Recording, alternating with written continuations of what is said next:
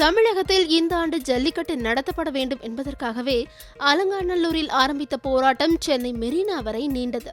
அது மட்டுமின்றி திரையுலக பிரபலங்களும் குரல் எழுப்பி வருகிறார்கள். இந்த நிலையில் இது பற்றி பாஜகவின் மூத்த தலைவர்களில் ஒருவரான சுப்பிரமணிய சாமி கூறுகையில், விலங்குகள் காட்சி பட்டியலில் காளைகளை அன்றைய காங்கிரஸ் அரசு சேர்த்ததால் விலங்குகள் வதை தடுப்பு சட்டத்தின் கீழ் காளைகளும் வந்துவிட்டது. இதனை வைத்து விலங்குகள் நல ஆர்வலர்கள் ஜல்லிக்கட்டு நடத்த உச்சநீதிமன்றம் வாயிலாக தடை போட்டுவிட்டார்கள்.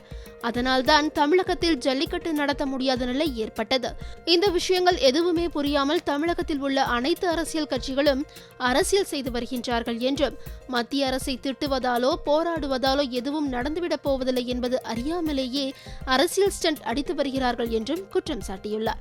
அது மட்டுமில்லாமல் ஜல்லிக்கட்டு ஆர்வலர்கள் பலரும் தன்னை சந்தித்து கேட்டுக்கொண்டதால் பிரதமர் மோடியை சந்தித்து சட்ட ரீதியாக உதவிட வேண்டும் என்று கேட்டுக்கொண்டதாகவும், அதற்கு பிரதமர் மோடி மத்திய அரசு தன் தரப்பில் ஆதரவாக இருந்து எல்லாவற்றையும் செய்யும் என்று உறுதியளித்திருக்கிறாராம்.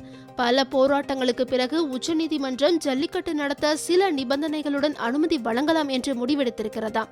விரைவில் தீர்ப்பு வந்துவிடும் என்றும், இதைத்தான் தமிழக மக்களிடம் அரசியல்வாதிகள் சொல்ல வேண்டுமே தவிர ஜல்லிக்கட்டை வைத்து போராட்டம் நடத்துவதாலோ அரசியல் செய்வதாலோ எதுவும் நடந்துவிடப் போவதில்லை என்றும் கூறியுள்ளார்.